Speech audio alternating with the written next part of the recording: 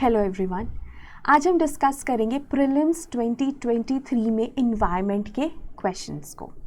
अगर हम नंबर देखें तो 19 क्वेश्चंस अप्रॉक्सीमेटली इन्वायरमेंट के कंपोनेंट से आए थे। और हर साल इन्वायरमेंट को इतना वेटेज क्यों दिया जाता है? बिकॉज सिविल सर्विसेज एग्जामिनेशन का प्रीलिम्स और इंडियन फॉरेस्ट सर्विसेज का प्रीलिम्स एक ही पेपर है। इन दोनों का prelims is through the prelims that took place on your 28th May. So environment हर साल ही ज़्यादा आती है, लेकिन environment में से कौन सा component dominate करता है वो डिफ़र करता है। जैसे अगर आप प्रीवियस 2 सालों के भी पेपर्स उठा के देखेंगे तो आप देखेंगे कि ये components ने डोमिनेट किया, लेकिन इस साल बायोडाइवर्सिटी ने डोमिनेट किया विद 9 क्वेश्चंस। अब अगले साल भी यही पैटर्न रिपीट होगा, कुड भी हो सकता है, और ये भी हो सकता है कि 180 डिग्रीज फ्लिप हो जाए और फिर से pollution, renewable energy, climate change से क्वेश्चंस आए। सो हम नहीं प्रेडिक्ट कर सकते और प्रेडिक्ट करना भी नहीं चाहिए, फ्यूटाइल एक्सरसाइज है। करना क्या है, आपको अपने स्किल्स को बिल्ड करना है। आप PYQs को एनालाइज कीजिए, उनकी ऑप्शंस को पढ़िए, एक क्वेश्चन को देख के ये देखिए कि इसमें से इसका क्या आंसर हो सकता है according to you, and whether UPSC agrees with it और नॉट। और अगर आपका आंसर और UPSC का आंसर मैच नहीं करता, then ask why. Analyse PYQ से डायरेक्ट क्वेश्चन रिपीट नहीं होगा, लेकिन आपको एक लेवल ऑफ प्रिपरेशन अपना गेस करने में हेल्प होगा। ठीक है, सो पहली चीज आपको ये करनी है। और दूसरी चीज देखिए, कभी भी ना डायरेक्ट क्वेश्चंस नहीं आएंगे। इनफैक्ट अगर आप हमारे चैनल पे प्रायर टू प्रीलिम्स आप सेशंस देखेंगे, हर एक सेशन में हमने ये बोला है कि एज एन एस्पिरेंट जब आप एग्जामिनेशन हॉल में जाएंगे, even if you are well prepared by standards, by the जिसे हम कहते हैं ना कि जो मैक्सिमम लोगों के स्टैंडर्ड्स के हिसाब से अगर आप वेल प्रिपेयर्ड हो, तो भी एग्जामिनेशन में आपको 25 से 40 क्वेश्चन से ज़्यादा नहीं आते होंगे। हमने हर बार यही बात बोली है। इस बार ये नंबर शायद 30 तक ही रह गया और उससे भी नीचे चला गया। ठीक है, और 40 पे हमने बोला है कि 20 आप बिल्ड करते थे through elimination techniques, through logical गेसिंग, वो भी थोड़ा नीचे चला गया। But that will reflect in the cut off. ठीक है, वो कट ऑफ में रिफ्लेक्ट होगा, कट ऑफ नीचे जाएगी। ठीक है, या 80 तक जाएगी, 80 से भी नीचे जाएगी, वो टाइम बताएगा। But cut off will go down. So that number has shrunk, but that number is still there. 30 to 35 question से ज़्यादा नहीं आते होते। अगर आप इस माइंडसेट से एग्जामिनेशन में जाएंगे कि आपको अच्छे से प्रिपेयर करना है, बट उसके बावजूद भी आपको 30 से 35 क्वेश्चन से ज़्यादा नहीं आते होंगे, आपको अपनी नॉलेज अप्लाई करनी है, आपको गेस वर्क करना है, कैलकुलेटेड गेसेस लेने हैं, तो आपका जो प्रीलिम्स का प्रोसेस है वो थोड़ा आसान हो जाएगा और शायद आप क्लियर भी कर जाए। ठीक है, तो you have to build the strategy. ना ही किसी बुक से, ना ही किसी कोचिंग मटेरियल से डायरेक्ट क्वेश्चंस आने वाले हैं, ऐसा कभी नहीं होगा। और अगर ऐसा कोई क्लेम भी करता है तो वो गलत है, ऐसा नहीं होगा। तो अगर आपको पहले दिन से ही ये क्लैरिटी है, तो आपके लिए प्रीलिम्स के पेपर को सॉल्व करना थोड़ा सा आसान हो जाएगा। एग्जाम में आपको थोड़ा कम शॉक लगेगा, but that is how it is. Mostly जैसे अगर आप एस्पिरेंट्स देखते हैं तो नहीं क्लियर हुआ सपोज आपका प्रीलिम्स, तो आप ये सोचते हैं कि शायद मुझ में कमी थी, मैंने और पढ़ना है। दैट इज करेक्ट, आपको पढ़ना है, लेकिन आपको पेपर को अटेम्प्ट करना भी सीखना है, वो भी उतना ही इम्पॉर्टेंट है। आप जितना मर्जी पढ़ते रहिए, अगर आप MCQs अच्छे से सॉल्व नहीं कर पाए वहाँ पर जाकर, तो व्हाट इज़ द यूज़। ठीक है, सो दैट इज़ देयर। और देखिए 12,000 बच्चे प्रीलिम्स क्लियर करेंगे ही, हर साल करते हैं, और हर साल पेपर के बाद यही होता है कि पेपर बहुत डिफ़िकल्ट था। Every year it happens. इस साल थोड़ा ज़्यादा हो गया बिकॉज पेपर डिफ़िकल्ट था, जेन्युइनली डिफ़िकल्ट था, एलिमिनेशन नहीं था और CSAT भी मुश्किल था, तो और ज़्यादा रोष है। लेकिन अब नेक्स्ट क्या, if you are seriously attempting this paper again, then you have to think on these lines. You have to think logically, practically. ठीक है, so that is there. Anyways अगर हम इन्वायरमेंट के क्वेश्चंस देखें तो हर एक मॉड्यूल पे इक्वल फोकस देना है, दैट इज इट। आप ये नहीं कह सकते कि बायोडाइवर्सिटी से क्वेश्चंस आए तो मैं बायोडाइवर्सिटी पे ही फोकस डालूंगा, know that is not correct. हो सकता है क्वेश्चंस की ऑप्शन रिपीट हो जाए, हो सकता है क्वेश्चंस भी रिपीट हो जाए, लेकिन हो सकता है कि बायोडाइवर्सिटी में से एक दो क्वेश्चंस ही रह जाएं। So we have to focus on all the components. अगर आप पिछले साल का पेपर देखो, रामसर साइट से क्वेश्चंस आए हैं ऑलमोस्ट एवरी ईयर, टाइगर से क्वेश्चन आए हैं, Odisha is a favourite state, उससे क्वेश्चन आए हैं। इस साल ऐसा कुछ भी नहीं है, ठीक है। So you can't predict the pattern and you shouldn't be doing that, ठीक है। वो पॉसिबल ही नहीं है। हम सिर्फ खुद को तैयार कर सकते हैं कि अगर ऐसी अनप्रिडिक्टेबिलिटी फिर से होती है तो बेस्ट क्या हम निकाल सकते हैं, and whether we can clear the prelims or not, that is what is in your hands. Rest is, let's just leave that to fate. Okay, so अब देखो, जैसे हमारे पास ना ग्रीन हाइड्रोजन पे दो क्वेश्चंस हैं। पहला जो क्वेश्चन है, this is regarding the heavy industries, fertiliser plants, oil refineries and steel plants. Green hydrogen is expected to play a significant role in decarbonizing how many of the above industries? अब ना जो heavy industries है, हम हर बार ये पढ़ते हैं these are difficult to abate industries. इनको decarbonise करना मुश्किल है। क्यों मुश्किल है? डीकार्बनाइजेशन की टेक्नोलॉजीज एग्जिस्ट ही नहीं करती, या अगर वो एग्जिस्ट भी करती हैं तो वो इतने लार्ज स्केल पे कमर्शियली वायबल नहीं है, ठीक है। सो इस वजह से, लेकिन green hydrogen is like a light at the end of the tunnel, और ऐसा माना जा रहा है कि अगर हम ग्रीन हाइड्रोजन की प्रोडक्शन बढ़ा दें तो शायद हम उससे इन डिफिकल्ट टू डीकार्बनाइज इंडस्ट्रीज को भी डीकार्बनाइज कर पाएंगे, राइट। सो इसका जो आंसर है that is all three. So these difficult industries like fertilizer industry, refining industries and steel plants, they can all use green hydrogen instead of the conventional fuels and carry on the stuff that they are doing right now except the carbon dioxide or greenhouse gas emissions. तो वो emissions कम हो जाएंगी, जो ये कर रहे हैं वो ये करते रहेंगे. तो green hydrogen is like a boon to these difficult to decarbonize energy intensive industries. उसके बाद एक और क्वेश्चन आया ग्रीन हाइड्रोजन पे कि कौन सी स्टेटमेंट्स करेक्ट हैं. Green hydrogen can be used directly as a fuel for internal combustion. It can be blended with natural gas and used as a fuel for heat or power generation. It can be used in hydrogen fuel cell to run vehicles. अब ये तीनों ही सही हैं. Internal combustion engines में हम directly hydrogen को use करते हैं, कुछ मॉडिफिकेशंस चाहिए होंगे बट पॉसिबल है. देन HCNG आपने पढ़ा हुआ है. अब यहाँ पर हाइड्रोजन को हम CNG के साथ ब्लेंड कर रहे हैं, ग्रीन हाइड्रोजन को भी ब्लेंड कर सकते हैं. This is a PYQ. Then hydrogen fuel cell vehicles तो है ही, right. Then this is one question from ecosystems which is regarding your tropical rain forest. अब ट्रॉपिकल रेन फॉरेस्ट जो है, the soil in tropical rain forest is rich in nutrients. अब ये गलत है. ट्रॉपिकल रेन फॉरेस्ट को ना wait desserts भी कहा जाता है. यहाँ पर ना आपको बहुत ज़्यादा वेजिटेशन मिलती है, तो एक बार आपके मन में ये ख्याल आ सकता है कि न्यूट्रिएंट्स ज़्यादा होंगे सॉइल में तभी इतनी लश ग्रोथ है, लेकिन ऐसा नहीं है. इनको वेट डेजर्ट्स कहा जाता है. इनफैक्ट ना यहाँ पर हाई टेम्परेचर है और हाई मॉइस्चर है, जिसकी वजह से ऑर्गेनिक डिकम्पोजिशन तेज़ होती है, बिकॉज बैक्टीरिया अच्छे से तेज़ी से एक्ट करते हैं. तो ऑर्गेनिक डिकम्पोजिशन में जो न्यूट्रिएंट्स रिलीज होते हैं वो या तो लीच हो जाते हैं, क्योंकि बारिश भी उतनी ज़्यादा हो रही है, तो या तो वो लीच हो जाएंगे, बह जाएंगे और सॉइल में नहीं रहेंगे, या फिर प्लांट्स उनको अब्जॉर्ब कर लेंगे. तो अल्टीमेटली जो सॉइल में न्यूट्रिएंट्स है वो तो कम ही होते हैं. The soil is poor in nutrients, ठीक है. और जो सेकंड स्टेटमेंट है, the high temperature and moisture of tropical rain forest cause dead organic matter in the soil to decompose quickly. तो ये सही है.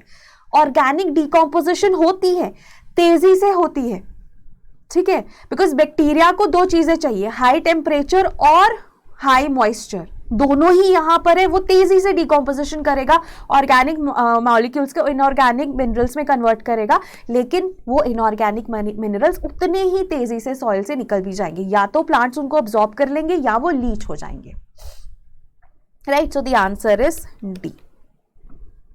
इस पैटर्न पे क्वेश्चंस बहुत है इस पेपर में, so you have to prepare this pattern also, right. Then next is regarding pollution. अब ये coal based thermal power plants के ऊपर है। अब ये देखो 3 स्टेटमेंट्स हैं, none of them uses sea water, none of them is set up in water stress districts, none of them is privately owned. अब ये क्वेश्चन आप कभी भी डायरेक्टली कोई आपको नहीं पढ़ाएगा, मे बी सेकेंड स्टेटमेंट आप कहीं पे पढ़ लो कि काफ़ी जो कोल थर्मल पावर प्लांट्स है वो वाटर स्ट्रेस्ड या वाटर स्कार्स डिस्ट्रिक्ट्स में लोकेटेड है। बट अब आपको थोड़ा सा इसमें अपना दिमाग लगाना है कि एकदम एब्सोल्युटली इन्होंने बोल दिया कि कोई भी सी वाटर यूज़ नहीं करता, या कोई भी प्राइवेटली ओन्ड नहीं है, या कोई भी वाटर स्ट्रेस्ड डिस्ट्रिक्ट में नहीं है, ठीक है, तो फिर हमारे पास ये तीनों ही गलत स्टेटमेंट्स हो जाती हैं, because some of them uses sea water, some of them is set in water stressed district, some of them are privately owned. So इसका जो आंसर है this should be D, none of these statements is correct, right? Then next, this is regarding mercury pollution. अब mercury pollution, अब आपको पता है mercury pollution जैसे हमने पढ़ा है Minamata convention to stop mercury pollution because it is that dangerous, ठीक है। अब उसमें ना अगर आप देखो there is no safe level of exposure to mercury, थोड़ा सा भी अगर एक्सपोजर होता है तो वो हमारी बॉडी के लिए प्रॉब्लमैटिक है, right. Then coal based thermal power plants they release mercury pollution, ठीक है, and gold mining activity is a source of mercury pollution, ठीक है। सो ये भी है, तो ये तीनों ही सही है। अगर आप मर्क्यूरी पोल्यूशन की बात करो तो पहले मर्क्यूरी पोल्यूशन होता था जैसे डेंटल फिलिंग्स होती है ना, डेंटल अमलगम से, उससे होता था और बहुत सारे कंपोनेंट्स में ये यूज होता था, अब वो सब बैंड है। अभी जो मेजर सोर्स है वो कोल थर्मल पावर प्लांट्स है और गोल्ड माइनिंग है, and because this is so dangerous, ठीक है, it causes Minamata disease also, there is no safe level of exposure of mercury, even a small amount is dangerous। तो तीनों ही statements जो हैं वो सही हैं। उसके बाद next is regarding carbon capture and sequestration. अब कार्बन कैप्चर एंड सिक्वेस्ट्रेशन तीनों ही चीज़ों से होता है। अब देखिए इसको, इस प्रोसेस को कहा जाता है इनहैंस्ड वेदरिंग। अब नेचर में ना केमिकल वेदरिंग हो रहा है, नॉर्मल प्रोसेस है कि जो रॉक्स है like basalt they combine with the carbon dioxide present in the atmosphere and they form mineral carbonates, और वो फिर एक तरह से रहते हैं इन्वायरमेंट में, नेचर में एज सच। तो आपने एटमॉस्फेयर से कार्बन डाइऑक्साइड को रिमूव कर दिया, सो that is a form of carbon capture and storage. तो ये नॉर्मल हो रहा है लेकिन बहुत ही स्लो प्रोसेस है। तो हम ना इनहैंस्ड वेदरिंग लेकर आए, हमने ज़्यादा बेसाल्ट स्प्रेड कर दिया ताकि और ज़्यादा कार्बन डाइऑक्साइड कैप्चर हो एटमॉस्फेयर से और ज़्यादा कार्बोनेट्स बने, ठीक है। So this is a way. Then the other is increasing the alkalinity of oceans by adding lime. Now lime is CaO और CaOH ट्वाइस। जब आप इसको ऐड करते हो ओशंस में तो वो कार्बन डाइऑक्साइड के साथ कंबाइन करता है, ठीक है, ओशंस में जो कार्बन डाइऑक्साइड है उसके साथ कंबाइन करता है, एंड देन द ओशन से absorb more carbon dioxide from the atmosphere. So this is ocean liming, this is also a technique. And then the other is कि आप इंडस्ट्रीज से कार्बन डाइऑक्साइड रिलीज हो रही है, ठीक है, बहुत ज़्यादा कार्बन डाइऑक्साइड रिलीज होती है डिफरेंट इंडस्ट्री से, तो आपने इसको कैप्चर किया, ठीक है, and then you store it in the mines, subterranean mines in the form of carbonated waters, ठीक है। तो तीनों ही तरीके हैं। Then next, carbon markets. Carbon markets are likely to be one of the most widespread tools in the fight against climate change. अब देखो carbon markets हमने पढ़ा है, इंडिया में भी लॉन्च करने की बात हो रही है इन the form of your energy conservation amendment bill, ठीक है। उसके बाद इंटरनेशनल लेवल पे EU में इमिशंस ट्रेडिंग स्कीम है, उसमें कार्बन मार्केट्स हैं। क्योटो प्रोटोकॉल में हम कार्बन मार्केट्स पढ़ते हैं, हम पेरिस अग्रीमेंट के आर्टिकल 6 में कार्बन मार्केट्स पढ़ते हैं. इनफैक्ट आर्टिकल 6 तो इतनी ज़्यादा न्यूज़ में था क्योंकि पेरिस रूल बुक में सिर्फ आर्टिकल 6 के रूल्स को फाइनलाइज करने में इतना टाइम लग गया. तो कार्बन मार्केट्स हम हर जगह पढ़ते हैं और ये भी पढ़ते हैं कि बहुत इंपॉर्टेंट होने वाले हैं आने वाले टाइम में. तो ये स्टेटमेंट सही है. अब इसमें क्या है, they transfer resources from the private sector to the state, ये गलत है. अगर आपको कार्बन मार्केट के बारे में बेसिक इंफॉर्मेशन भी पता है तो आपको पता है ये स्टेटमेंट गलत है. So the answer is C. Then next, now we come to the biodiversity questions. The first question is regarding marsupials. Now marsupials are your pouched mammals like your kangaroos. ठीक है, और ये आपको इंडिया में तो नहीं मिलते, ये आपको ऑस्ट्रेलिया वगैरह में ही मिलते हैं. तो ये स्टेटमेंट हमारी गलत हो जाती है.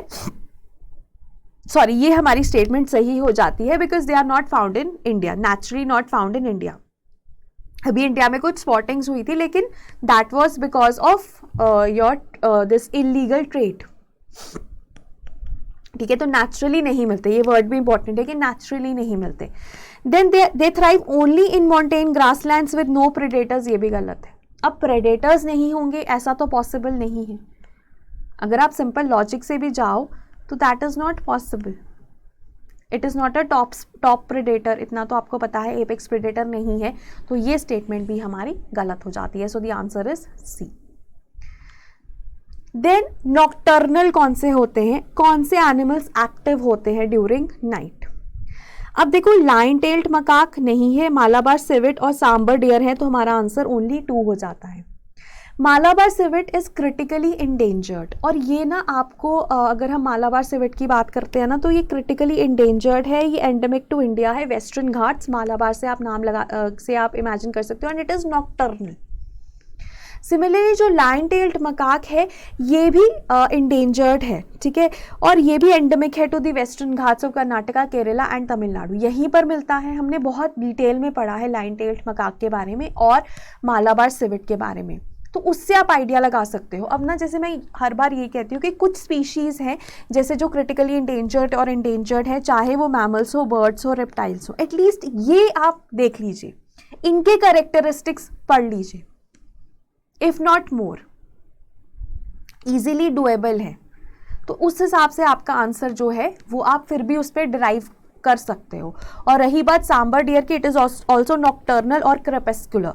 क्रेपेस्कुलर क्या होता है, जो ना बेसिकली डॉन या डस्क के टाइम पे एक्टिव होता है.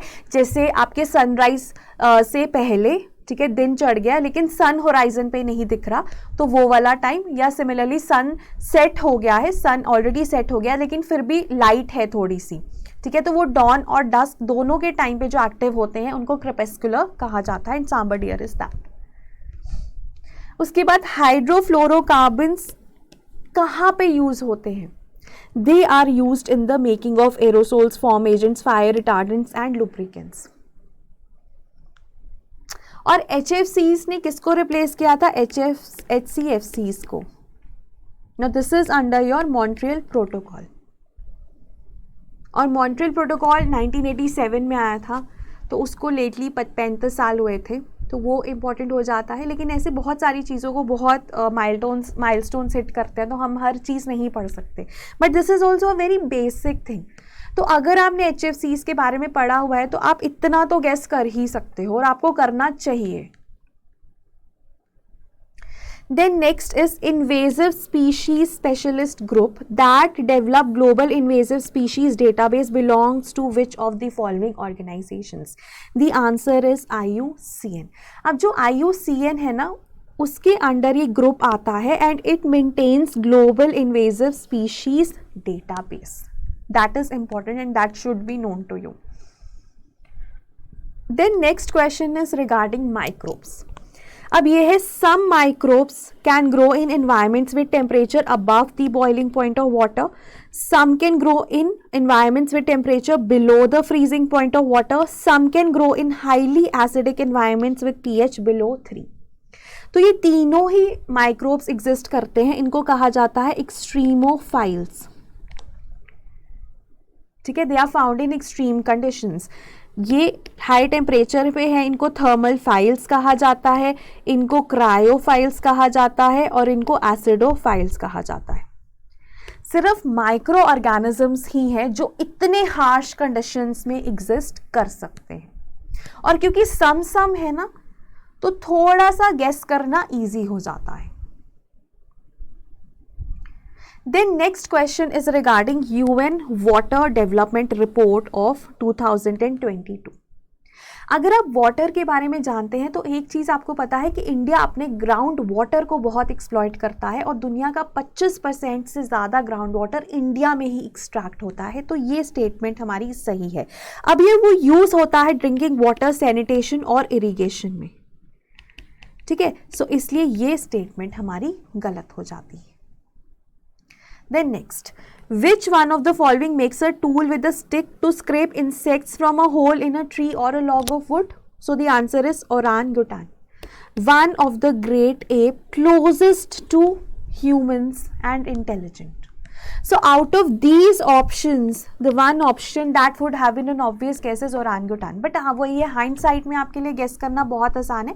But मैं यही आपको चीज़ बताना चाहती हूँ कि ये questions ना कभी आपको एग्जाम में आप पढ़ के नहीं जाओगे।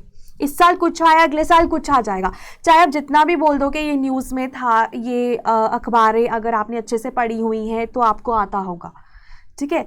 मे बी आपको आता भी हो if you have read the newspapers and if you have gone through the documentaries and if you are aware, but you will not prepare this question और likewise the other questions which are going to follow. आप नहीं prepare करोगे, लेकिन ये वाले जो questions हैं ना, ये आप प्रिपेयर करोगे। जैसे कि ये HFCs वाला हो गया, मार्सूपियल्स वाला हो गया, कार्बन मार्केट वाला हो गया, कार्बन कैप्चर एंड सिक्वेस्ट्रेशन वाला हो गया, तो वो आप प्रिपेयर करोगे, तो उनको गलत नहीं करना। HFCs वाला हो गया, ठीक है। So those questions you will prepare every year and that those questions are going to be from your source. जो ये क्वेश्चंस है ना, ये डिफिकल्ट है और मेजॉरिटी के लिए डिफिकल्ट है, और ये कट ऑफ डिसाइड नहीं करेंगे, फिर इतना आपको अश्योरेंस खुद को देना पड़ेगा। Then next question is regarding Indian squirrels. अब इसमें ना, इस पॉइंट में ना बहुत जगह पे अलग अलग आपको डेटा मिल जाएगा कि इंडियन स्क्विरल्स मोस्टली जो है वो बरोस पेड़ों पे ही बनाती हैं। कुछ है जो ग्राउंड पे भी बनाती हैं, लेकिन वो बहुत ही कम है, एक्सेप्शनल है। तो अगर आप इसको गलत मानते हो तो आपका ओनली 2 आंसर है, दैट इज़ करेक्ट। अगर आप इसको सही मानते हो तो ऑल 3 है। तो इसमें आप दोनों में I am also confused and we can only wait for the UPSC की। बाकी दोनों स्टेटमेंट्स जो हैं वो सही हैं कि जो स्क्विरल्स होती हैं they store materials like nuts and seeds in the ground and they are omnivorous also. Then next, waggle dance. Waggle dance कौन करती हैं? हनी बीज।